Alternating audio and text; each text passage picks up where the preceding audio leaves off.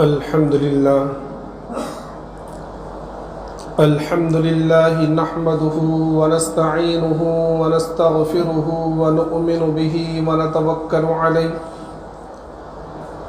ونعوذ بالله من شرور أنفسنا ومن سيئات أعمالنا من يهد الله فلا مضل له ومن يضلله فلا هادي له ونشهد أن لا إله إلا الله وحده لا شريك له ولا نظير له ولا معين له ولا مشير له ولا مثال له ولا مثل له ونشهد أن سيدنا وسندنا وشفيعنا وحبيبنا ومولانا محمدا عبده ورسوله أما بعد فقد قال الله تبارك وتعالى في القرآن المجيد والفرقان الحميد فأعوذ بالله من الشيطان الرجيم بسم الله الرحمن الرحيم إن الله يأمركم أن تؤدوا الأمانات إلى أهلها صدق الله العظيم۔ قبل اس کے بات شروع ہو ایک مرتبہ بلند آواز کے ساتھ درود شریف پڑھ لیں۔ اللہم صلی علی سیدنا مولانا محمد وعلی آل سیدنا مولانا محمد وبارک وسلم کما تحب وترضى عدد ما تحب وترضى یا کریم۔ میرے محترم بزرگوں، دوستوں اور عزیز ساتھیوں، پچھلے تقریباً 3 جمعوں سے ایک حدیث پاک کی تفصیل اور تشریح چل رہی ہے۔ آج انشاءاللہ جو ہے اس کا خلاصہ اور وہ حدیث مکمل کرنے کا ارادہ ہے۔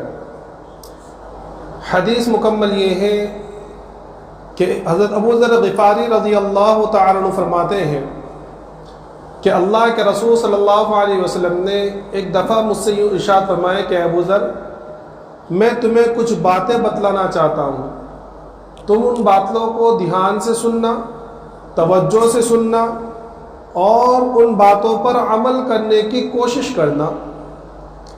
یہ بات فرما کر آپ صلی اللہ علیہ وسلم خاموش ہو گئے۔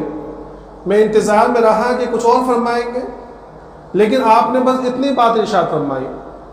دوسرے دن پھر یہی واقعہ ہوا، پھر آپ صلی اللہ علیہ وسلم ارشاد فرمایا کہ اے ابو ذر، میں تمہیں چند باتیں بتلانا چاہتا ہوں، تم انہیں توجہ سے سننا، دھیان سے سننا اور ان پر عمل کرنے کی کوشش کرنا۔ یہ فرما کر آپ پھر خاموش ہو گئے۔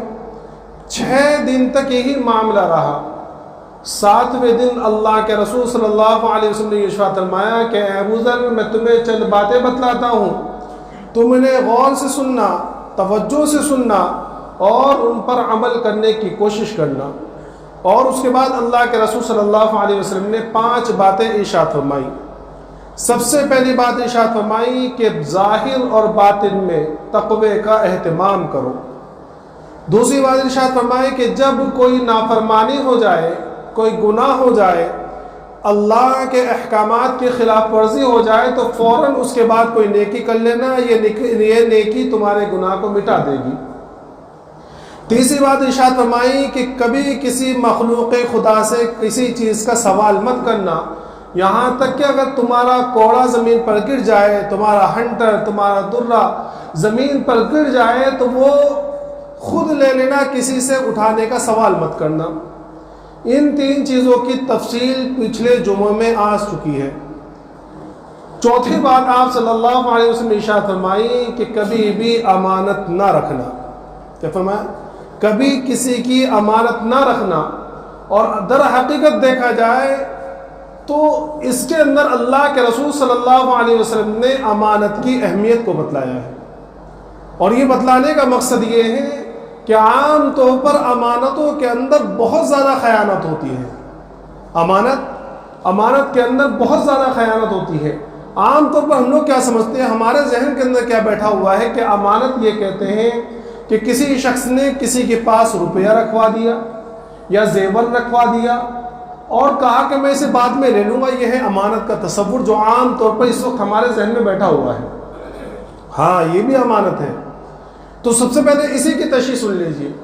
دیکھو اگر کسی شخص نے کسی کے پاس کچھ روپے امانت کے طور پر دیے کہ میں یہ 1000-2000 روپے ہیں میں تمہیں امانت کے لیے دے رہا ہوں, یہ روپے تم سنبھال کر رکھو, جب مجھے ضرورت ہوگی تو میں لے لوں گا, یہ الفاظ اس نے کہے. اب یہ جو روپے اس نے دیے ہیں ان روپیوں کا استعمال کرنا تمہارے لیے جائز نہیں ہے, بلکہ ان جو یہ پیسے دیے اس نے اور پیسے دے کے وہ چلا گیا, وہ نوٹ دے کر چلا گیا, تو اب ان نوٹوں کا تبدیل کرنا بھی تمہارے لیے جائز نہیں ہے. سمجھ میں آ رہا ہے؟ ہم لوگ کیا کرتے ہیں, اگر کوئی ہمیں پیسے دے دے 5000 روپے کے, بھائی پیسے سنبھال کے رکھو میں بعد میں لے لوں گا, اور وہ جیب میں رکھے ہوئے ہیں, ہم رستے سے جا رہے ہیں, گھر سے فون آیا کہ بھائی وہ سامان لے کر آ جانا, پیسے ہمارے پاس آئے نہیں, تو فوراً وہ نوٹ نکالے دے دی کہ میں اس کو تو دے دوں گا میں بعد میں. بھائی ہوتا ہے کہ نہیں اس طرح؟ تو یہ نوٹ استعمال کرنا ہمارے لیے جائز نہیں ہے, یہ اتنی اہمیت ہے امانتوں کی.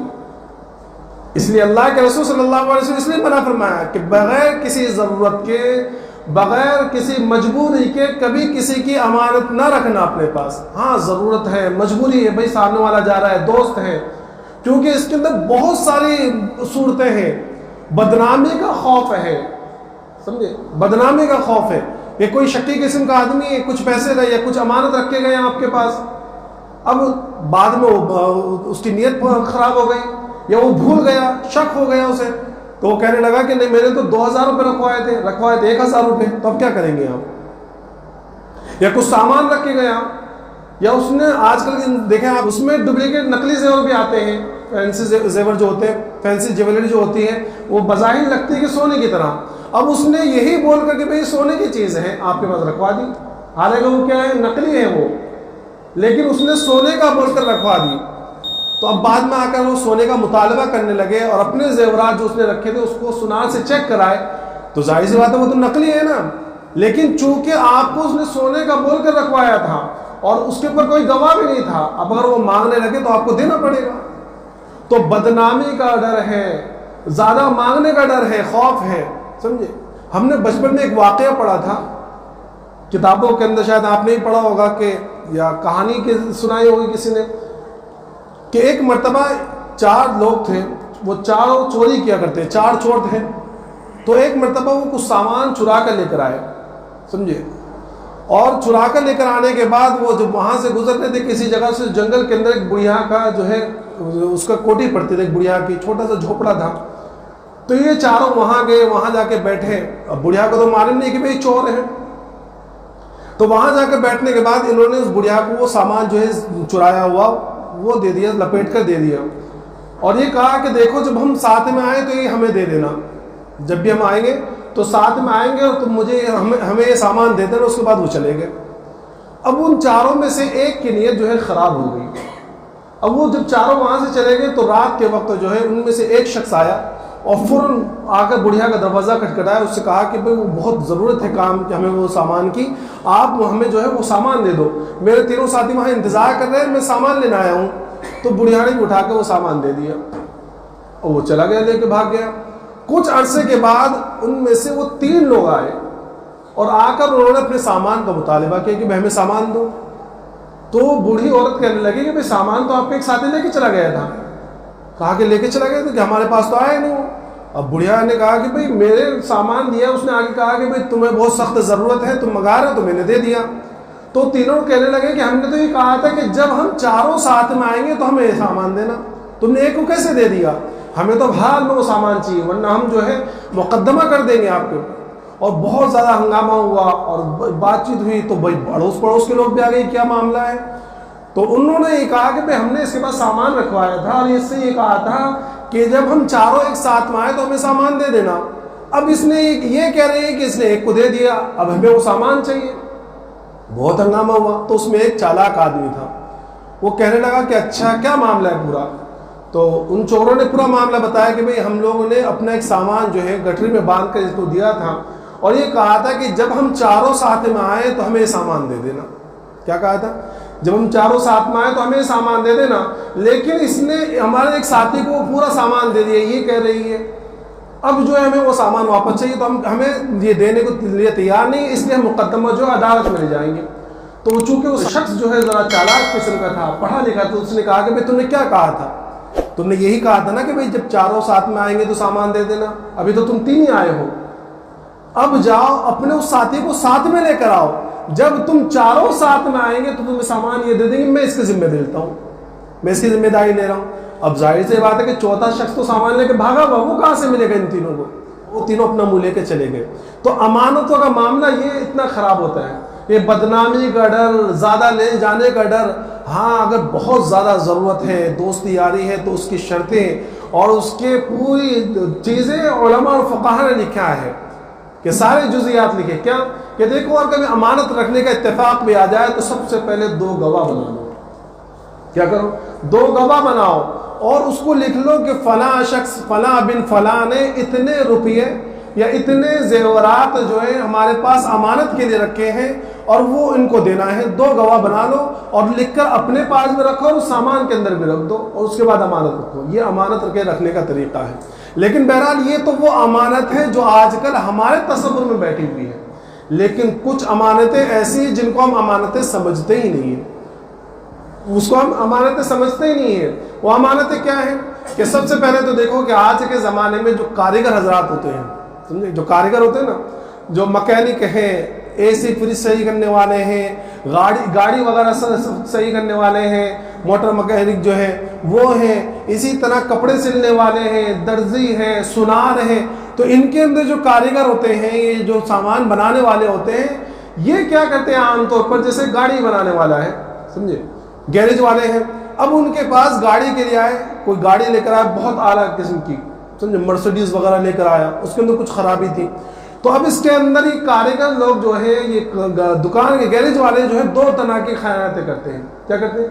2 طرح کی خیانت کرتے ہیں۔ سب سے اول خیانت تو یہ ہوتی ہے کہ سب سے پہلے وہ گاڑی جب چیک کرتے ہیں تو اس کے اندر خیانت یہ کرتے ہیں کہ یا تو گاڑی کے اندر بالکل تھوڑا سا کام ہوگا، تھوڑا سا ایک تار نکل گیا ہوگا، لیکن چونکہ بڑی گاڑی ہے، معلوم ہے کہ مال والا آدمی ہے اور پیسے مالدار آدمی ہے، تو وہ اسے چاہتا تو وہ ایک تار جوڑ دیتا اور اپنی مناسب قیمت لے لیتا، لیکن وہ کیا کرتا ہے کہ اس کے اندر تو بہت خرابی ہو گئی ہے اور اس کا پرزہ یہاں ملے گا ہی نہیں، اس کا پرزہ تو باہر سے امپورٹ کرنا پڑے گا، امپورٹ کر کے منگانا پڑے گا اور بہت پیسے لگیں گے، تو 1000 کی جگہ پہ وہ 10,000 روپے مانگتا ہے۔ تو سب سے پہلے خیانت یہاں ہوتی ہے۔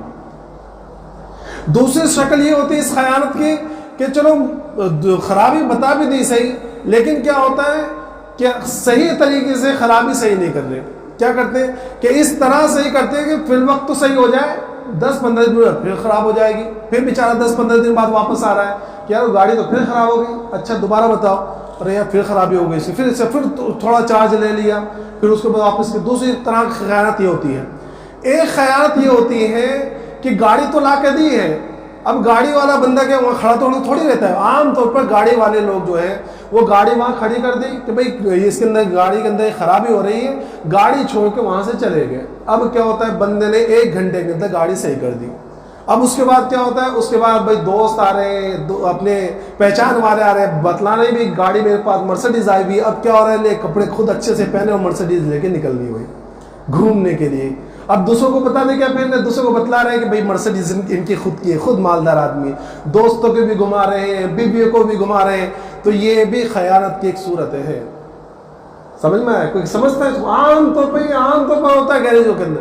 ہاں اگر چیک کرنے کے لیے چلا رہے تو بات الگ ہے کہ بھائی گاڑی صحیح کر دی، اب چیک کرنا ضروری بھی ہے، چیک کر کے دینا، تو چیک کرنے کے لیے 1-2 راؤنڈ لگا کر آگے ہو گئی بات، لیکن اس میں دوستوں کو گھمانا، بیوی کو گھمانا، بچوں کو گھمانا، بلکہ بعض دفعہ تو جب لنگوٹے یار ہوتا نا اس کو بھی دے دیا نا، ٹینشن مطلب 3 دن کا بول کے رکھا ہوں میں، تو گاڑی لے کے جا، وہ بیچارہ دوست کو دے دیا، اب وہ دوست لے پورا انہیں گھوم کر آ رہا، وہاں پورا بتلا رہے کہ میرے پاس تو مرسڈیز ہے۔ تو یہ بھی امانت میں خیانت ہے۔ دوسری چیز، وہ لوگ جو دوسرے کاریگر ہیں، مثلا گھڑی والے بنانے والے ہیں، ان کا بھی یہی معاملہ ہے کہ گھڑی اول تو بناتے ہیں، تھوڑا سا خرچہ ہے، سیل ڈالنا ہوتا ہے، سیل آتا ہے 15-20 روپے کا، بھائی تم سیل کی قیمت لو، 15 کی جگہ میں 50 میں کوئی مسئلہ نہیں ہے، لیکن اچھی طریقے سے ڈال کے دو، اچھا والا ڈال کے دو، پرانا والا لو کوالٹی کا ڈال کر کے پھر دوبارہ یہ آیا ہے بندہ لو کوالٹی کا سامان ڈال کر۔ گھڑی کے اندر ایک خیانت اور ہوتی ہے، گھڑی کے اندر ایک خیانت یہ ہوتی ہے کہ اگر اچھی گھڑی ہے، اچھی کوالٹی کی ہے، اچھی کمپنی کی ہے، اب اگر گھڑی دے کر تم وہاں سے ہٹ گئے تو گھڑی بنانے والے عام طور پہ کیا کرتے ہیں، اس کے جو اوریجنل پارٹ ہوتے ہیں وہ نکال لیتے ہیں. جو اوریجنل پارٹ ہوتے ہیں نا وہ اس کی جو مشین ہوتی ہے وہ نکال لیتے ہیں عام طور پر. کیا کرتے ہیں اس کے اندر دوسری کمپنی وہ ڈال دیتے ہیں مشین، اب دے دی اس کو بنا کے. تو یہ بھی امانت میں خیانت ہے. سمجھ میں آ رہا ہے؟ یہ خیانت ہے. ہم سمجھتے نہیں، ہم سمجھتے ہیں بس کس نے پیسہ روپیہ دے دیا، اس کے اندر اگر کچھ الٹا سیدھا ہو گیا، کم زیادہ ہو گئی تو یہ خیانت ہے. نہیں، یہ خیانتوں کی ساری شکلیں ہیں جس سے اللہ کے رسول صلی اللہ علیہ وسلم منع فرمایا. ایک حدیث پاک کے اندر اللہ کے رسول صلی اللہ علیہ وسلم فرمایا لا ایمان لمن لا امانت له، کہ اس شخص کا کوئی ایمان نہیں ہے جس کے اندر امانت داری نہیں ہے. کیا فرمایا؟ کہ اس شخص کا کوئی ایمان ہی نہیں ہے جس کے اندر امانت داری نہ ہو. ورنہ ایک ایمان والا تو امانت داری نہ ہو اس کے اندر ایسا ہو ہی نہیں سکتا. ایمان اور امانت یہ ساتھ ساتھ میں ہے. سمجھ میں؟ تو یہ امانت میں خیانت کی شکل و صورتیں ہیں. ایک صورت یہ ہے کہ کوئی شخص کو کسی حکومت نے، اسلامی حکومت ہو یا کوئی بھی حکومت ہو، ایک اچھی پوسٹ دے دی، سمجھے، اس کو مینیجر بنا دیا، یا کسی کمپنی کا یا سرکاری کمپنی کا یا عام طور پر کسی بھی کمپنی کا اس کو بڑا ہیڈ بنا دیا، ایم ڈی بنا دیا، مینیجر بنا دیا. اب اس کے نیچے ذمہ داری یہ ہے کہ اس کے نیچے کچھ دوسرے شعبے اس کے ہاتھ میں ہیں. اب وہاں اس کو بندوں کو رکھنا ہے. عام طور پر سرکاری نوکری میں تو خاص طور پر ہوتا ہے. تو اس میں کیا ہوتا ہے عام طور پر کہ ہم لوگ اہلیت نہیں دیکھتے، بس یاری دوستی ہے یا دوستی یاری ہے، یا کبھی کبھی رشوت لے لیتے ہیں. رشوت دیکھ کر نہ اہلیت دیکھ رہے ہیں، نہ ڈگری دیکھ رہے ہیں، نہ کام کا یہ دیکھ رہے کہ بندہ کام کرنے والا ہے نہیں ہے، امانت داری سے کام کرے گا نہیں کرے گا. بس سفارش آ گئی یا اس سے رشوت لے لیا یا دوستی یاری ہو گئی، فوراً اس کو وہ عہدہ دے دے کہ بھئی تم ذمہ داری ہے، یہ پوسٹ خالی ہے، تم اس پوسٹ پر تم رکھ جاؤ. تو یہ بھی امانت میں خیانت ہے. یہ بھی امانت میں خیانت ہے. اللہ کے رسول صلی اللہ علیہ وسلم فرمایا کہ جب تم یہ دیکھو کہ کوئی عہدہ اس کے اہلیت کے بغیر سپرد کیا جائے تو کیا فرمایا فانتظر الساعۃ، تو قیامت کا انتظار کرو. آج یہی ہو رہا ہے، آج یہی ہو رہا ہے. بڑے بڑے عہدے پر اور بڑے عہدے کے، اس ہندوستان کا سب سے بڑا عہدہ جو ہے وہ چائے والے کے سپرد ہے. بتاؤ کس کے سپرد ہے؟ چائے والے کے.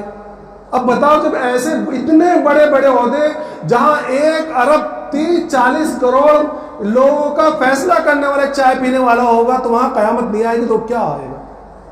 اور یہ کس نے دیا ہے؟ یہ کس نے کرا؟ یہ ہم لوگوں نے کرا ہے. یہ ہم لوگوں نے کرا ہے کہ جہاں ووٹ دینے کا معاملہ آتا ہے وہاں 1-1 پلیٹ بریانی پر مسلمان بک رہے ہیں. 1-1 پلیٹ بریانی، وعدے صرف خالی. تو یہ قیامت کی نشانیوں میں سے ہے، یہ امانت میں خیانت ہے. سمجھ میں؟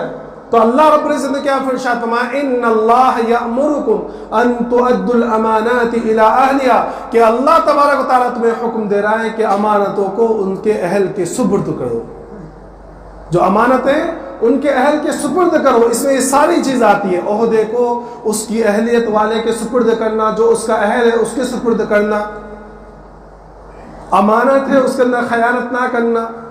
کہ ہم اس نبی کی امت ہیں، ہم اس نبی کی امت ہیں کہ جس نبی کی حالت یہ ہے کہ ہجرت کا موقع ہے، ہجرت کا موقع ہے، کافر جو ہے آپ کو قتل کرنے کے لیے پلاننگ کر رہے ہیں، اور پلاننگ کے اندر یہ طے ہوا ہے کہ آج رات میں محمد مصطفیٰ صلی اللہ علیہ وسلم کو قتل کر دینا ہے. اور رات میں پورا گھیرا کیا ہوا ہے، رات میں پورا گھیراؤ کیا، محاصرہ کیا اللہ کے رسول صلی اللہ علیہ وسلم کے گھر کا. لیکن اس حالت میں بھی ان کافروں کی امانتیں اللہ کے رسول کے پاس رکھی ہوئی. اس حالت میں بھی ان کافروں کی امانتیں اللہ کے رسول صلی اللہ علیہ وسلم کے پاس رکھی ہوئی ہے. اور اللہ کے رسول صلی اللہ علیہ وسلم کا یہ عمل ہے کہ آپ ان امانتوں کی حفاظت کر رہے ہیں. اور ان امانتوں کے بارے میں حضرت علی کو فرمایا کہ علی یہ امانتیں مکہ والوں کے سپرد کرنا اور اس کے بعد پھر مدینے میں آ کے مجھ سے مل لینا. ورنہ عام ہم جیسے لوگ ہوتے ہیں کیا کرتے ہیں کہ میری جان کے پیچھے پڑے، میں ان کو واپس ان کے پیسے دوسرے لے کے بھاگتے ہیں. لیکن یہ اللہ کے رسول صلی اللہ علیہ وسلم نے اپنے عمل سے میں بتلایا ہے کہ جان جائے تو جانے دینا، لیکن ایمان نہ جائے.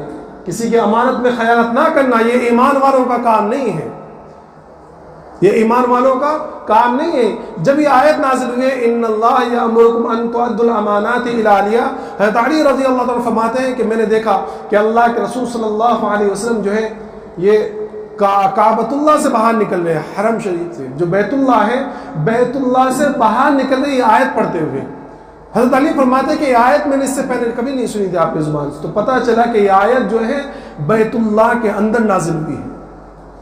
اور اس کے بعد آپ باہر نکلے، اور باہر نکلنے کے بعد آپ نے کعبۃ اللہ کی چابی منگوائی، اور حضرت عثمان بن طلحہ رضی اللہ تعالیٰ کو بلایا، جو اس سے پہلے ایمان نہیں لائے تھے، بعد میں ایمان لے کر آئے، اور آپ نے کعبۃ اللہ کی چابی کو ان کے سپرد کر دیا۔ کیوں؟ کیونکہ اللہ نے ارشاد فرمایا کہ امانت کو ان کے اہل کے سپرد کرو، اور جس وقت حضرت عثمان بن طلحہ رضی اللہ تعالیٰ نے یہ چابی اللہ کے رسول صلی اللہ علیہ وسلم کے ہاتھ میں دی تھی، تو فرمایا تھا کہ میں امانت آپ کو سپرد کر رہا ہوں، حالانکہ یہ امانت نہیں تھی۔ حالانکہ اسی وقت حضرت علی رضی اللہ تعالیٰ وہیں کھڑے ہیں، حضرت عباس رضی اللہ تعالیٰ بھی وہیں کھڑے ہیں، اور آپ نے خود زبان سے مانگا کہ یا رسول اللہ یہ چابی ہمارے پاس دے دیجئے، تاکہ جیسے دوسری خدمت حاجیوں کی ہمارے پاس ہے، یہ کعبے کی چابی کی خدمت بھی ہمارے پاس ہو۔ لیکن اللہ کے رسول نے اپنے عمل سے ثابت کر فرمایا کہ نہیں، امانت اتنی اہم چیز ہے کہ امانت کو اس کے اہل کو پہنچاؤ۔ تو میرے محترم بزرگ دوستو، یہ امانت بڑی اہم چیز ہے۔ ایک اور چیز جو عام طور پر ہمارے وہاں ہم سمجھتے ہی نہیں ہیں، اور کسی نے اس کا مسئلہ بھی مجھ سے پوچھا، وہ کیا ہے کہ ہمارے گھروں کے اندر جو بچے ہوتے ہیں، چھوٹے بچے جو ہوتے ہیں، جو نابالغ ہوتے ہیں، تو ان نابالغ بچوں کو اگر کوئی ہدیہ دے رہا ہے، یا جیسے عقیقہ ہو رہا ہے ان کا، عقیقے کے اندر گفٹ آتے ہیں، کھلونے آتے ہیں، کپڑے آتے ہیں، تو یہ کپڑے ان بچوں کی ملکیت ہیں، ماں باپ ان کپڑوں کو اس کے چھوٹے بھائی کو بھی نہیں دے سکتے۔ آپ سمجھ رہے اس بات کو کہ ہمارے گھر کے اندر جو نابالغ بچے ہیں، ان بچوں کو آنے والے مہمان کچھ ہدیہ دے دیتے ہیں، کچھ پیسے دے رہے ہیں، کچھ گفٹ دے رہے ہیں، تو یہ ساری چیزیں ان بچوں کی ملکیت میں ہیں، ان بچوں سے لے کر ماں باپ خود بھی استعمال نہیں کر سکتے۔ ہمارے گھر میں کبھی ذہن میں آیا، ہمارے ذہن میں کوئی بچوں کو دیکھے کہ چلا گیا 100 روپے، تو سب سے پہلے ماں ہٹاتی، لچک 100 روپے واپس کو کہتے ہیں یہ بھی۔ تو یہ ساری یہ امانت ہے۔ ہاں عقیقے میں عام طور پہ ہوتا ہے کہ عقیقے میں بچہ چھوٹا ہوتا ہے، تو اس وقت جو پیسے دیے جاتے ہیں، نارملی ہمارے یہاں عرف یہ ہے کہ وہ پیسے باپ کے ہی دیے جاتے ہیں یا ماں باپ کو دیے جاتے ہیں، جو ان کا خرچہ ہوا تاکہ ان میں تھوڑی ہیلپ ہو جائے۔ صورتاً یہ ہوتی ہے کہ بچے کے ہاتھ میں دے دیتے ہیں، لیکن جو کپڑے وغیرہ ہیں، یہ کپڑے والدین ہدیہ بھی نہیں کر سکتے کسی اور کو، کسی اور کو صدقہ بھی نہیں کر سکتے، یہ بچے کی ملکیت میں ہی ہے۔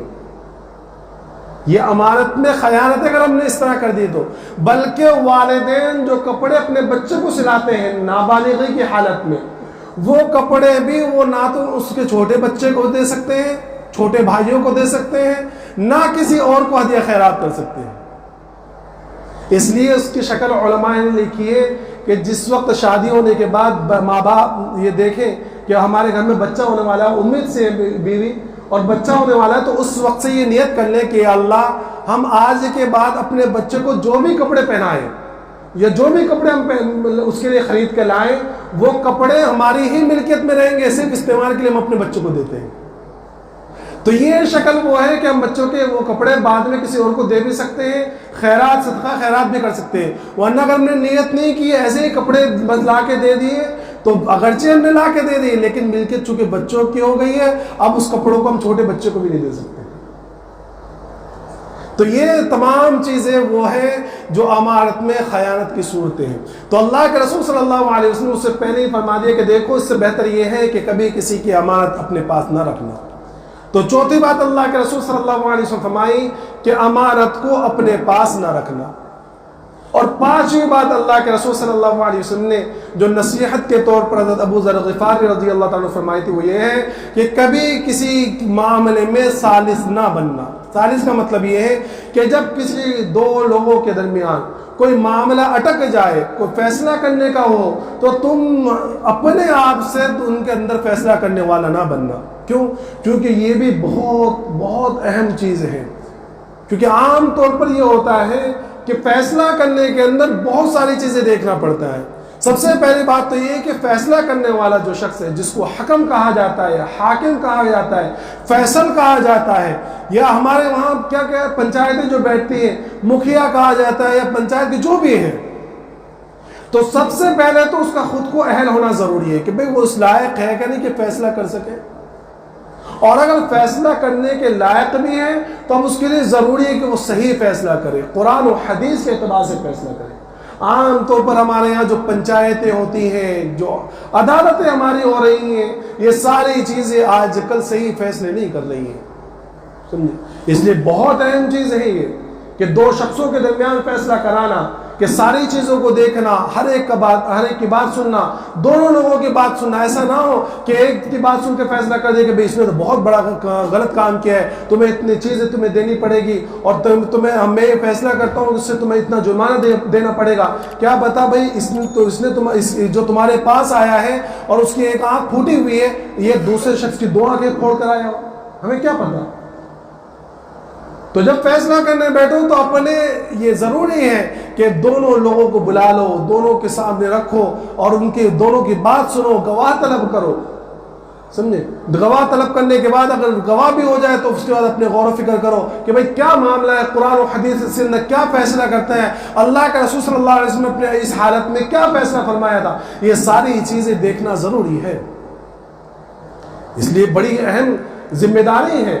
جب حضرت عمر فاروق رضی اللہ تعالیٰ کا انتقال ہونے لگا اور آپ کو خنجر سے آپ کے اوپر حملہ کیا گیا اور طبیب نے آپ کی طرف سے مایوسی کا اظہار کر دیا، تو ظاہر سی بات ہے کہ لوگوں نے مشورہ دیا کہ بھئی خلافت کا اتنا بڑا بار کیسے سنبھالا جائے گا۔ تو لوگوں نے مشورہ بھی دیا کہ امیر المؤمنین آپ اپنے بیٹے کو جو ہے خلیفہ بنا دیجئے، کن کو؟ حضرت عبداللہ ابن عمر کو۔ اور آپ کا زہد جو ہے پورے صحابہ کرام میں مشہور تھا، اور اتباع سنت بڑی مشہور تھی صحابہ کرام میں، کہ حضرت عبداللہ ابن عمر رضی اللہ عنہ بڑی سنتوں کی اتباع کرنے والے، بڑے زاہد قسم کے آدمی، کہ آپ سنتوں کا اتنا اتباع کیا کرتے تھے کہ واقعے کے اندر لکھا ہے کہ ایک مرتبہ جب آپ حج کے لیے جا رہے تھے تو دوران سفر ایک جگہ آپ اترے، اور اترنے کے بعد آپ ایک جگہ بیٹھ گئے، اس طرح بیٹھے کہ جیسے وہاں استنجے سے فارغ ہو رہے ہیں، اور آپ نے استنجا نہیں کیا، آپ اسی حالت میں اٹھ کے بیٹھ گئے اور سواری پر چل دیے۔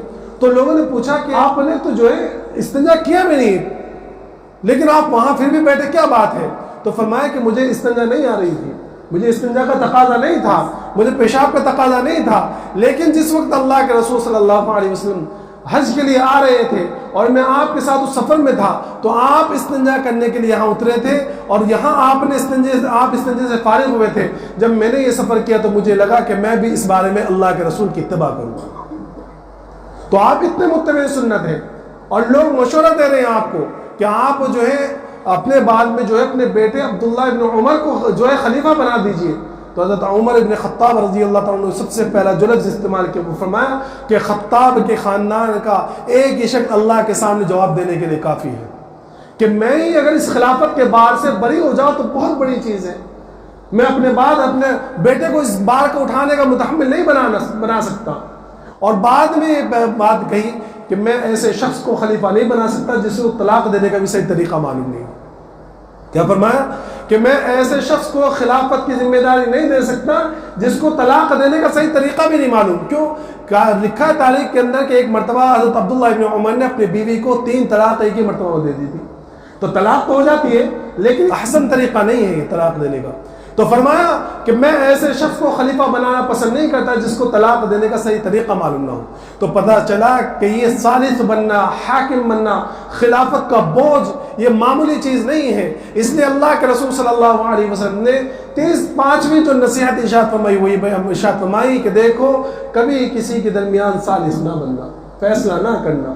کیوں؟ کیونکہ بہت اہم عہدہ ہے، بہت اہم ذمہ داری ہے۔ تو یہ 5 نصیحتیں اللہ کے رسول صلی اللہ علیہ وسلم نے حضرت ابو ذر غفاری رضی اللہ تعالیٰ کو ارشاد فرمائی، اور یہ حدیث کو بیان کرنے کا میرا مقصد یہ تھا کہ ہم یہ تمام چیزیں اپنی زندگیوں میں لائیں، تمام چیزیں اپنی زندگیوں میں لائیں، تقوی باطن اور ظاہر میں تقوی اختیار کریں، ہر حال میں اللہ سے ڈرنے والے بنے، ہر حال میں اللہ کو سامنے رکھنے والے بنے۔ ہم جہاں بھی ہو، جو عمل کر رہے ہو، وہاں یہ ذہن میں ہو کہ اللہ مجھے دیکھ رہا ہو، اور جب بھی کوئی گناہ ہو جائے تو فوراً اس کے بعد میں نیکی کر لیں، کیونکہ اللہ کے رسول نے ارشاد فرمایا۔ اور تیسری بات یہ کہ اللہ کے علاوہ کبھی کسی سے سوال نہ کریں۔ کیا نصیحت؟ کہ اللہ کے علاوہ مخلوق خدا، اللہ کے علاوہ جتنے بھی لوگ ہیں اللہ کے علاوہ ساری کی ساری مخلوق ہیں، تو اللہ کے علاوہ کبھی کسی سے سوال نہ کرے۔ اور چوتھی بات ارشاد فرمائی کہ کبھی بھی جو ہے کیا تھی بھائی چوتھی بات ذہن سے نکل گئی؟ ارے میں آپ لوگ سن رہے ہیں، آپ لوگوں کو چوتھی بات یاد نہیں ہے؟ ہاں، چوتھی بات یہ ہے کہ امانت، کسی کی امانت نہ رکھنا۔ پتہ چلا کہ بھئی 4 ہفتے میں نے جو آدھا گھنٹہ بولا بیکار میں گئے بھائی، کسی کو یاد ہی نہیں ہے، تو باہر جا کے کیا عمل کریں گے؟ تو چوتھی دیکھو، اس لیے میں اب یاد رکھو، شروع سے دوبارہ پوری بات بتاؤں۔ سب سے پہلی چیز یہ ہے کہ اپنے ظاہر اور باطن میں تقوی کا اہتمام کریں۔ دوسری بات یہ ہے کہ جب کوئی گناہ ہو جائے تو فوراً اس کے بعد میں کیا نیکی والا عمل کر لیں، نیکی کر لیں۔ تیسری بات یہ ہے کہ مخلوق خدا سے کبھی کسی چیز کا سوال نہ کریں۔ چوتھی بات یہ ہے کہ کسی کی امانت اپنے پاس نہ رکھیں۔ اور پانچویں بات یہ ہے کہ جب دو لوگوں کے درمیان میں ثالث نہ بنے، یعنی دو لوگوں کے درمیان میں فیصلہ کرنے والا نہ بنے۔ اللہ تبارک و تعالیٰ تمام کو کہنے سننے کے ساتھ ساتھ عمل کی توفیق عطا فرمائے، مجھے صحیح طریقے سے بولنے کی توفیق عطا فرمائے، اور ہم تمام کو صحیح طریقے سے سننے کی اور اس پر عمل کرنے کی توفیق عطا فرمائے۔ وآخر دعوانا الحمدللہ رب العالمین۔